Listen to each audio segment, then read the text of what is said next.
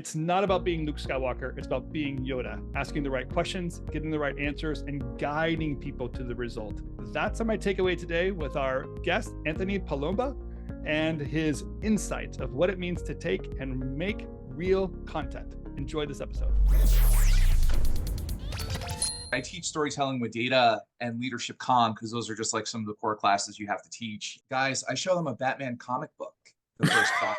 I talk to them about storyboarding. That Christopher Nolan doesn't shoot stuff just to shoot stuff. He shows you what you need to see. He shows it right in your face. And he also doesn't show you things on purpose. And you gentlemen might remember this. The scene, I also show a scene.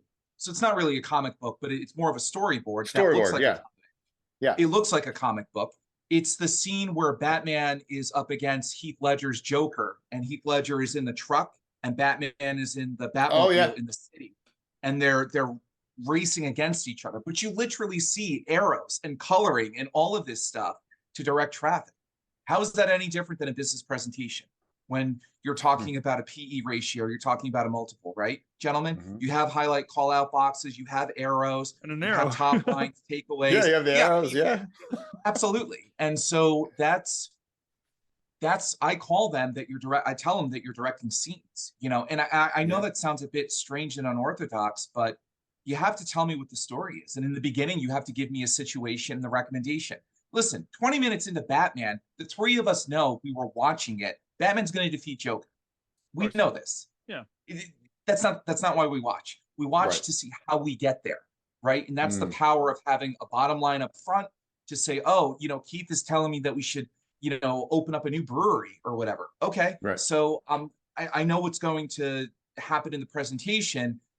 I'm on board because he gave a really interesting situation and recommendation tension in the beginning and says we need to do this. So what's the rest of the presentation going to look like, and how is he going to get me there? So I'm so glad you're helping Keith open this brewery, because Vision Craft Brew has got to get not technically a brewery, but that's okay. That's all right. I know, I hear it all the time. Great. But the other thing I'll say to that, Tim, is like, when you think about leadership communication and being able to communicate, you've got a million MBAs out of Harvard, Yale, Virginia, NYU, right? All these sexy brands. How do you distinguish yourself? A discount cash flow is a pain to run, but can be learned, as can net present value. So how do you show yourself out from a crowd? Communication, your ability to articulate a presentation, your ability to say something compelling, be interesting. And these all fall within how you express yourself. I tell my students, go watch musicals, go see Broadway, go see theater, go see how other people comport themselves. I don't think you can bust into the Music Man in a board meeting, but think about ways. I'd love to see that. I'd love to see that too. It is about a con man, after all. It is. That's true. This is true. This is true. Now I'm hearing Henry Hill sitting like right here in River City, right? There you go. Speaking of the Simpsons episode with the monorail, oh my God. Yeah, well, it's interesting because I was saying this earlier, is that the reason why Keith and I got connected early on was we were asked by some major corporations, honestly, that are on OTT platforms to think about and strategize about the what to watch issue, the what to watch problem on all these platforms. And it was about audience engagement and trying to help people navigate through that ridiculous infinite scroll, and to really get into what audience behavior is. How do you relate to your audience? Well, you have to break through, and it can't just be a data feed. Like that's, I mean, you can analyze it and eventually get there, but you actually want to direct the traffic to the areas and investments you've made so that people go watch that show. Keith, coming from a marketing background and in feature film, is exactly that. Hey, we've invested $100 million into $109 million into Air, and it's bombed. What story did we not tell? 130 million. 130 million. Oh my gosh. Yeah, it's that there's an audience engagement part of it, trying to convey to get to the other side of the equation as fast as possible. And story breaks through, doesn't it?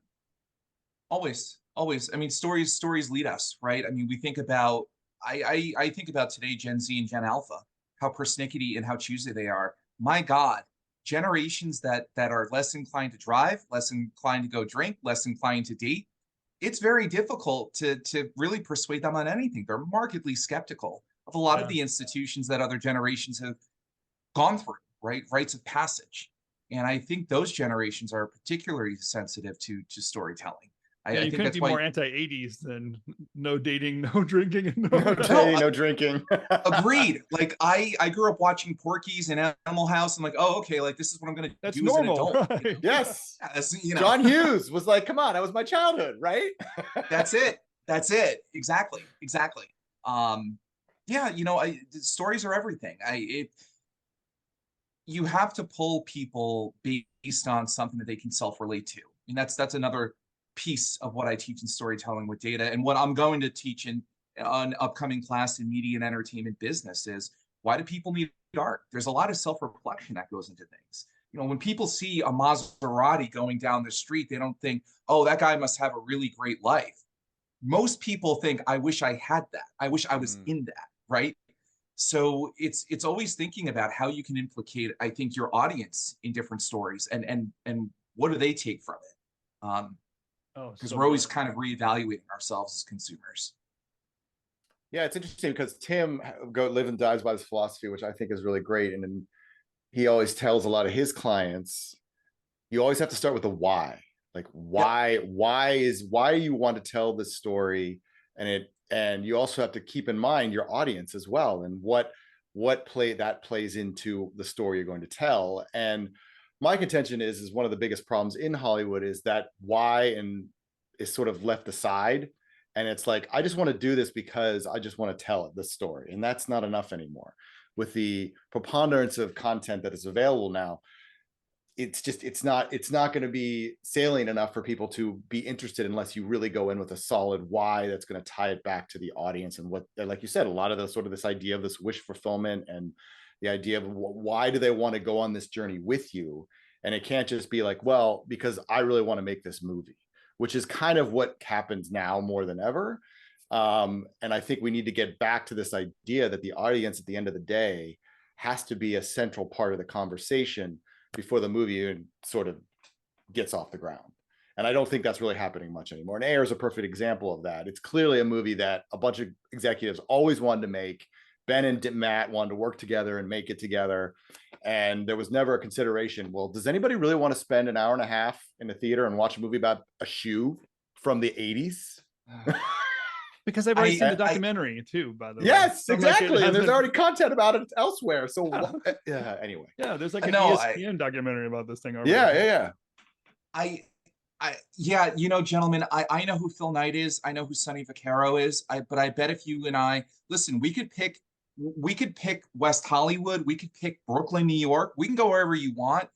I would challenge any of us within a half hour or even an hour to find 5 people who know who those people are, exactly. Truthfully, as profound as they are.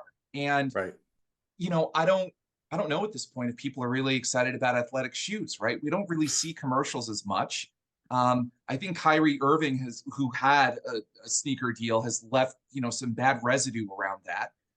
It's been difficult to kind of parse out who's with what shoe brand anymore. And I think the marketing is just not in vogue, right? When I think about youngsters getting shoes, they're not going after shoes, they're going after computers because they're following esport athletes, right? So like, that's kind of another thing. Like when I saw this movie being put together, okay, it's Damon and Affleck, so that reduced some risks. Who is it for? Is it another 4-quadrant thing? Because gross, like gross. Gross. Love it. It's just like, so we're just checking boxes. Like, what's in the zeitgeist that suggests that people want to learn about Nike and what Sonny Vaccaro was doing in the 50s and 60s through the 80s with, finding talent in New York City on the, hard tops. All right, so Anthony, tell us some of the secrets, because if I understand it right, you've done some research of how and why audiences consume content. So the people that listen to this podcast are the creators. They want their shows to be seen and pitches to be heard. And I want them to remember this moment, because you're going to give them a pot of gold in the rainbow here. Pot of gold. Oh my God. It's interesting doing research, because if you remember the fable with the 7 blind mice, they're all around an elephant. One kind of is pulling the tail. One says, "Oh, I think it has a foot."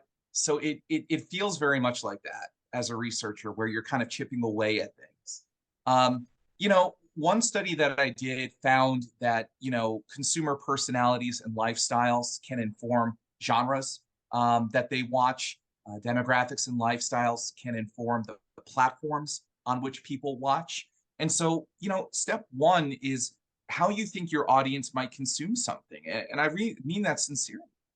Martin Scorsese and Spielberg have a lot to say these days about movies not being in movie theaters. Now, they are true auteurs in the French sense of what a true artist is. Absolutely. Tarantino's up there as well. Yeah. That is one thing in particular. How do you want your audience to consume content? Personalities and lifestyles is a bit difficult to derive unless you're working with market research.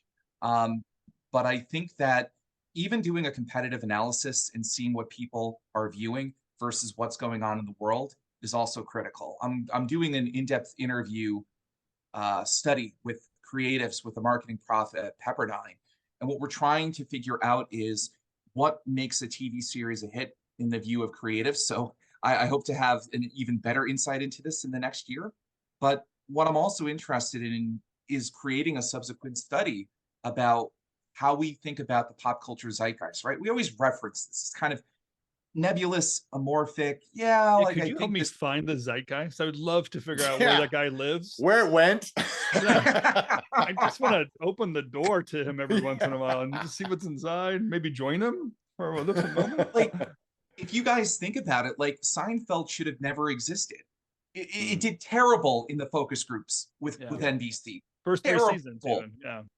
Yeah. Awful. It was a show about nothing. And then they made fun of themselves in the last season, which was super bold.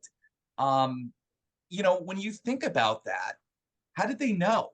And they may have not, and it might have been serendipitous. And I think that there's something to that effect, right? If I think of artists like Leo da Vinci, I don't think he thought that his tank drawings and helicopter drawings were going to be amazing. And I don't think Picasso thought about that either, or Salvador Dali with some of their paintings. So I think there is an emphasis for artists, I think, in being themselves and really embodying what they believe to be true. But if I think about movies that really touch on what people are interested in, I think it usually reflects reality, right? I mean, in the last 15 years, people have felt disempowered.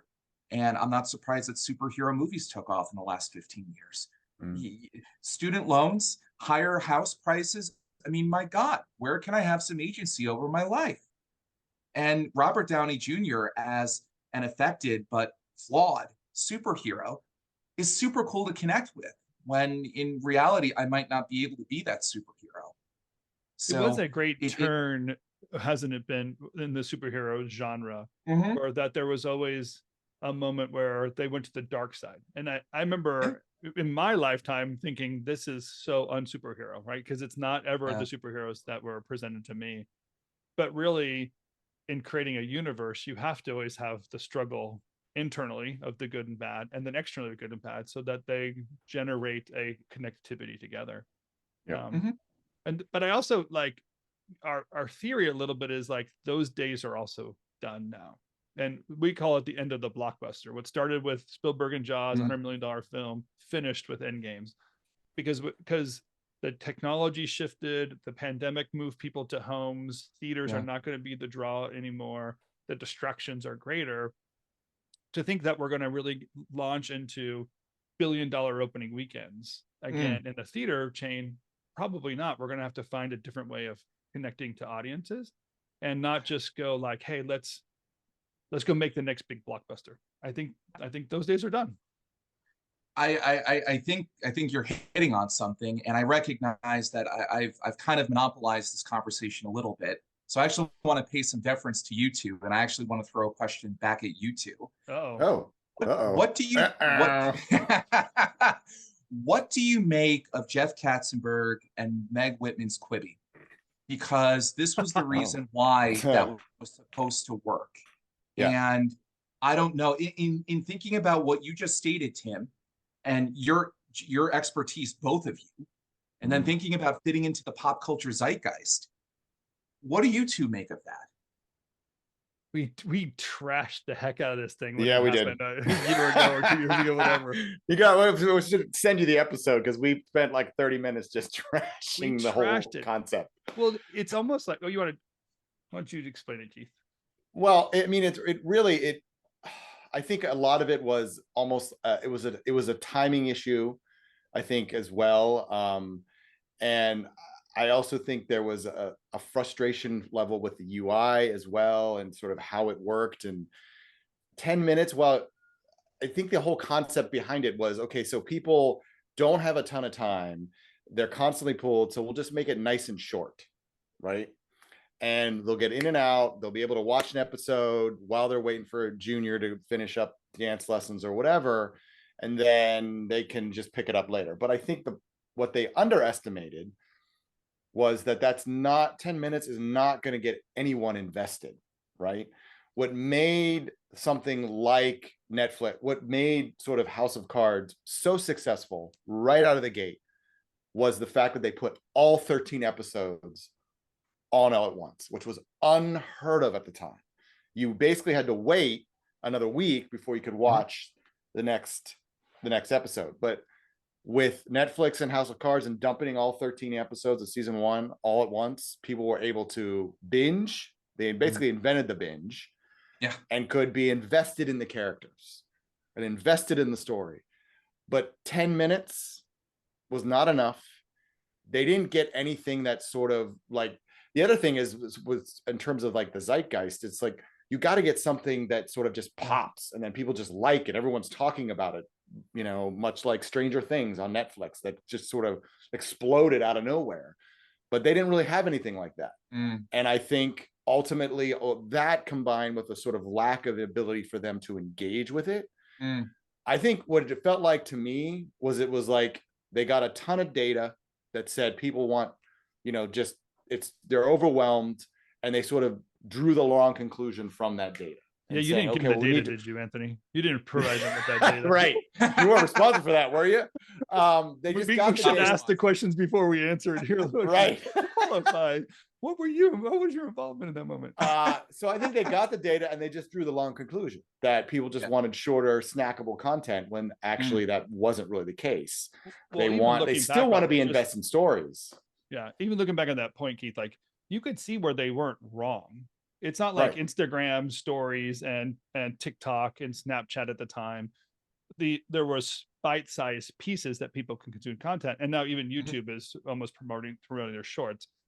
But if you go just back to the why, like why again would I follow Jeffrey Katzenberg and Meg just because they're Meg and Jeffrey? Like that doesn't give me enough connectivity to the platform. And what, to Keith's point exactly, like where was the character draw or the storyline draw that would make me want to go over there and watch it? Where like I know why I subscribe to Paramount. It's because of Yellowstone. Yeah. Like I don't, right? The story is drawing me over there. And I felt like they pushed way too much money on to the PR side. It feels to me very connected to why Steve Jobs next failed. He didn't ever deliver the computer. He just delivered the story about what was going to be and a lot of PR about it, but then the machine itself was flawed. It felt to me like just a repeat of that kind of a push. I think that's fair. And so I have a few thoughts then. So the first one is we live in an age in which there are 20-year-olds who you can't get to watch a movie, but who will rave about Euphoria. And to be honest with you, I find that fascinating because Euphoria is dark and deep and hits on notes. So it's interesting when we talk about audience attention.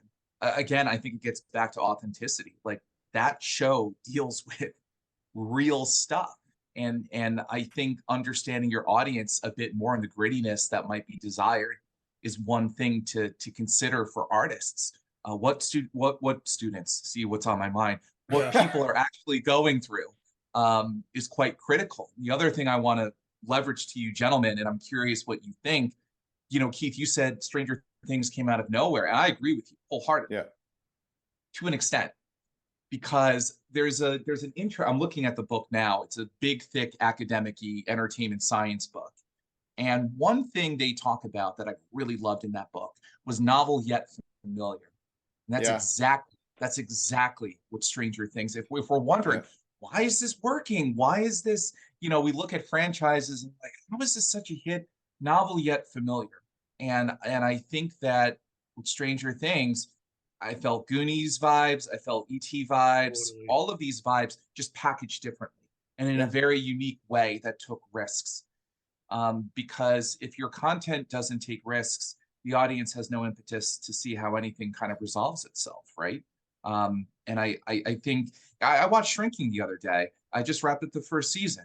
Harrison Ford on television, a risk. That's interesting. I've been thinking the same thing. What's he doing there? And then he comes across as a quirky person. And then 1923? He's also on TV quasi. Very Harrison Ford, rough guy. Yeah, absolutely. And it's packaged differently, right? And I like pulling on this thread of novel yet familiar, because there are only so many stories that you can tell, but telling stories in a way that it's never been seen before. And I know that's become a platitude. And I'm even kind of like, oh, do I really have to say this on a podcast? But, there, and this is why it's an art, because I can't give you a p-value and tell you, oh, this is statistically significant, this is what you should be doing.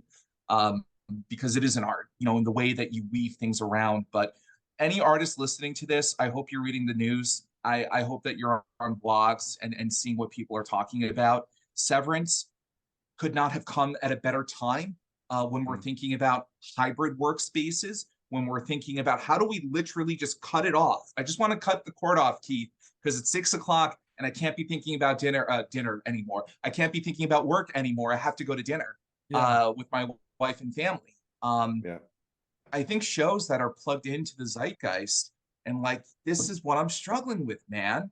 Those are the ones that are hits, gentlemen. You have to listen, right? That's you're really hitting on that. Like, so in the reverse engineering and content that we teach, and I wish I could claim that I came up with this, but it's actually Patrick Jager is the one who kind of put this in order for me, is that you start with the why you're making it clearly.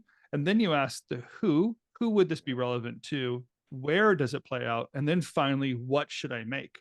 And I find that a lot of content makers want to start with the what should I make, and then hope that there's an audience for it and a buyer. And then when they can't find that, then they invest even more money into what they should make and make an episode, and they're just trying to sell the what without ever really recognizing what you're saying in the zeitgeist world is like, no, who is the audience? How are you connecting to the audience? And therefore what story connects with them?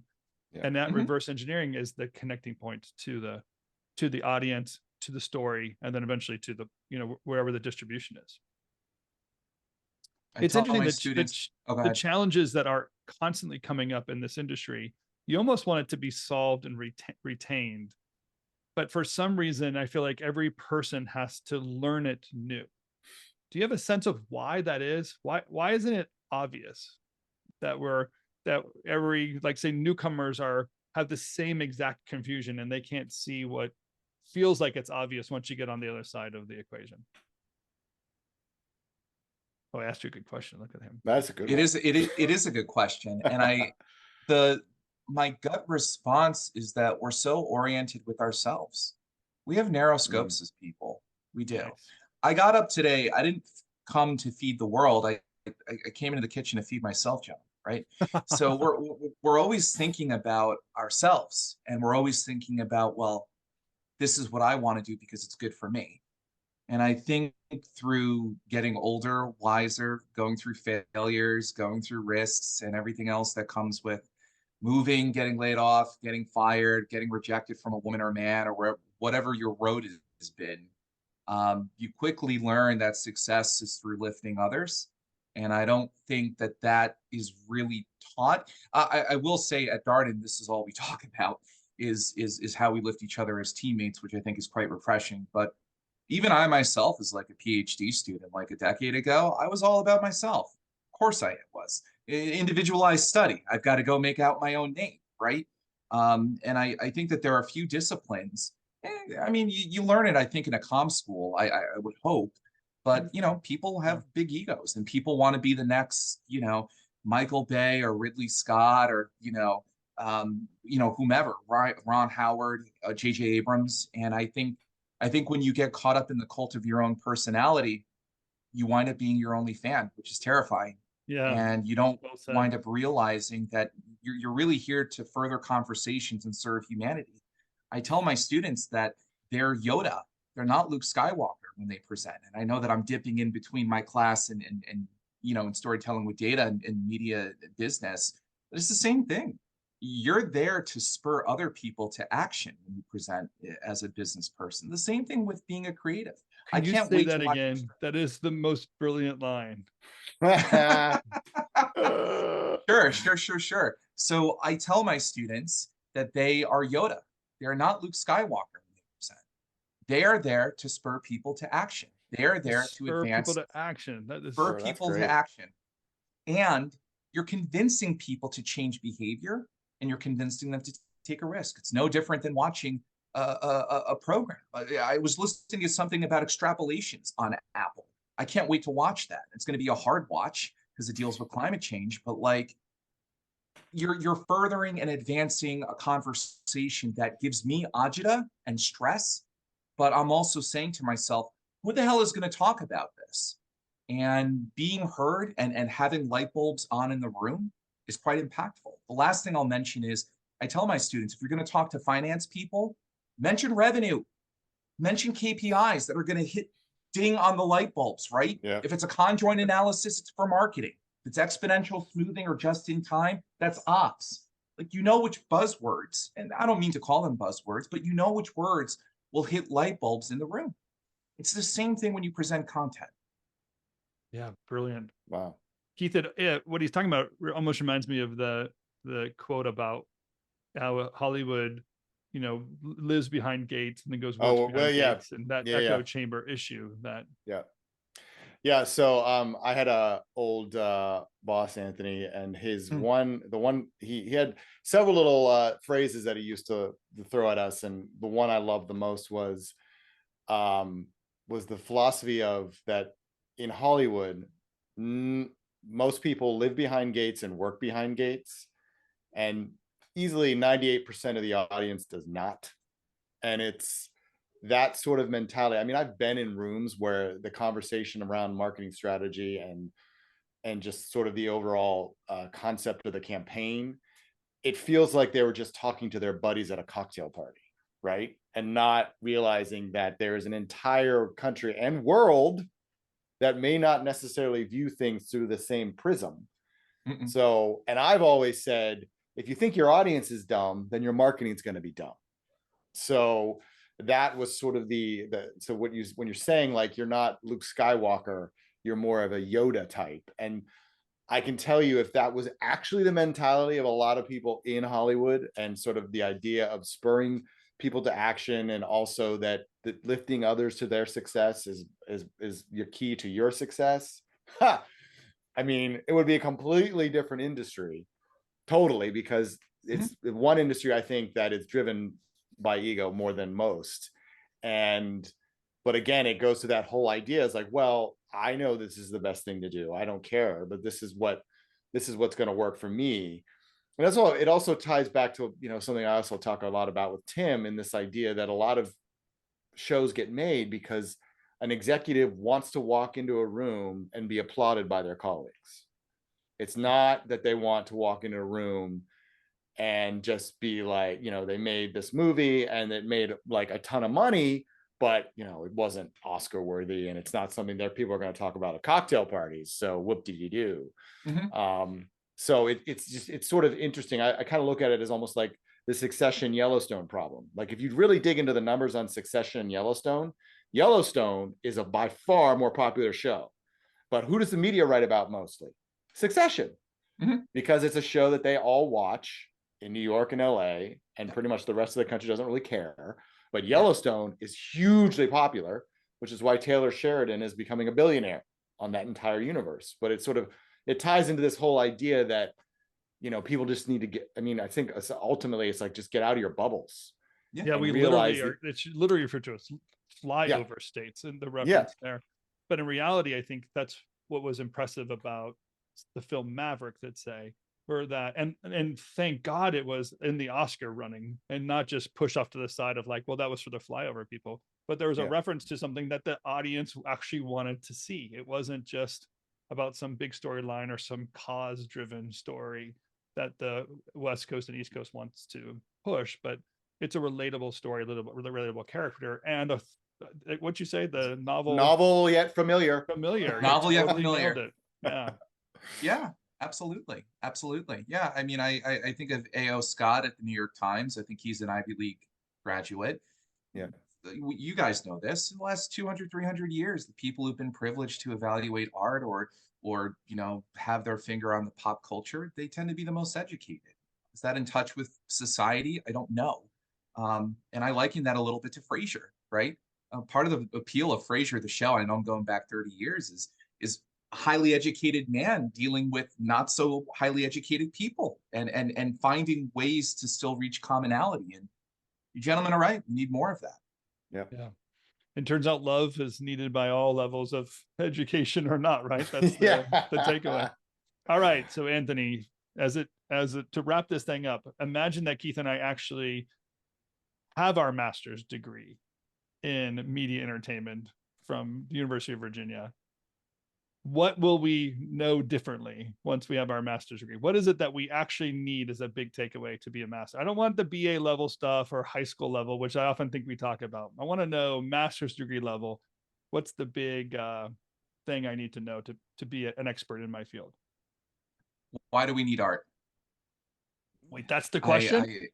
Oh my gosh, that's the greatest question. That is, I love it. I hope my prospective students are not listening to this, because the first week of my media and entertainment business class, that is the first question I'm starting with. Why do we need art? Advertising, television, video games, I don't care, whatever. Why do we need art? Why as a society do we have sculptures sitting around? Why do people fly thousands of miles to see Michelangelo's David? And why do we need this stuff? What does it do for us? I think starting at that point is how you begin to scaffold what people really pull out from art and how art can further conversations. And I think that we take these things for granted, but art is both a mass experience and an individual experience, right? We can Snapchat, I'm at, Michelangelo's David, look at me, and do like a selfie. And I guess that's maybe, I don't know, 500 people maybe see it or something like that. And it's okay. It's fine. But then being there and smelling what it smells like, and the Sistine Chapel, and understanding the kind of goosebumps people get after they see Stranger Things for the first time, or they see Euphoria, and understanding the physiological responses we have to art, to things that are made up, gentlemen, to things that are in our dreams and in our minds, and none of this is real. We get an electric charge. Why do we get an electric charge from things that are not real? To some extent, then they must be real. You know what you reminded, that whole conversation just reminded me of the scene in Good Will Hunting, when Robin Williams sits down with Matt Damon and says exactly the same thing. What do you know about Michelangelo? You read it from what you read in a book. Like, you've never experienced it, and you've never smelled what it's like in the Sistine Chapel. Yeah, That's the quote. Exactly right. Yeah. I'm totally taking your class, by the way. I have to go convince my wife that it's a worthwhile investment to go back and get another master's degree and get another one. You gentlemen are welcome to sit in on any of the classes, and I'm not just saying that for the podcast. Like, feel free to email me. The very least, I can drop you in potentially as a Zoom classmate. But I will say, drop us in as a teacher. I would love to put proctor. I've got no issue with that. This is got to get my agent on the phone right now. We're making we got to get our agent. Something real. All right, my people will call your people. That's it. Wait, I have them on the phone right now, actually, just real quick. No, I love it. You know what? By the way, perfect answer. I have a theory that in bachelor's level, they give you the questions and the answers. Masters, they give you the questions. You need to find the answers. In PhD, you have to find the question and answer yourself. Yeah. So that a great question in the master's level is why we need art. Absolutely. Oh, that's so great. And the connectivity to history and purpose. I just went to the Picasso Museum in Barcelona, and it's just a small. He was so prolific, but that's so small a gathering of what it is. But to understand his personal story through the paintings and how brilliant he was at 13, and then how he evolved art to follow him. I think that's where, if we're in this industry, we desire to have a career that can meet those levels. And too much just appealing to the dumbed down environment or a financial requirement or dumb deals because your agent's trying to make money, leaning into who you actually are and why you make it. You'll have an entire career trying to get that out of you. So it's awesome work. Absolutely. And when you think along those lines, your art becomes more truer, right? And that goes back to authenticity and like, how do they get Stranger Things right? Well, I think the Duffler brothers are fairly introspective people. and I watched Wayward Pines. They were writing on that before they went to Stranger Things, and like, understanding the human condition. I'll tell you guys, I'm looking at my bookshelf right now. I mean, I have finance, accounting, and I have books on art therapy. That's what you need these days, right? In media and entertainment. I mean, are you curing people with your art? I know that sounds a bit hippy dippy, but if people are addicted to something, or there's a yearning, or there's something unresolved within them that's pulling them to Yellowstone, why is that? What are people yearning for? Last 30 years, we've been in cities. Last 50 years, we've been in cities. So what is Yellowstone pulling out of us? Is there some sort of organic need to go back into the wild? That's interesting. Yeah, very interesting. Wow. And connecting to the human condition so that you can relate to them and tell a story that they want to hear is really, that's awesome. Yeah.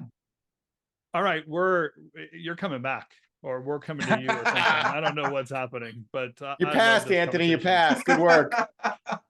You guys are a riot. No, listen, I could talk to you guys all afternoon about this stuff. Like, you guys are fascinating, and I want to learn more about your backgrounds as well.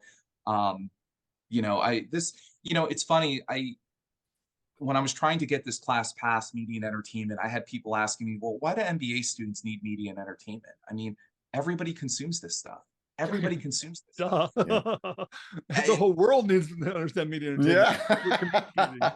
Absolutely. And every company these days is a media company. Your local dentist is a media company. Your local lawyer is a media company. Everybody is a teenager's a media company. In and of themselves. Content on a daily basis. Absolutely. I love it. Well, thank you again for sharing with us and being part of this. And whatever you guys finish on LinkedIn or whatever, we should thank them for pulling this together to connect us with you, Anthony. It was really, really great conversation. Absolutely. Thank you, gentlemen, so much. And if you want to join Anthony at the University of Virginia, you're teaching what's the name of the class you're? For second-year students, I'm teaching media and entertainment businesses. So it's a brand new spanking class. So everything will be fresh. So all you first-year students at University of Virginia, listen up. Take this class. Don't be dumb. Don't be dumb. I don't care what your major is. This is the one. Thank you, sir. We look forward to talking to you soon. Thank you, guys.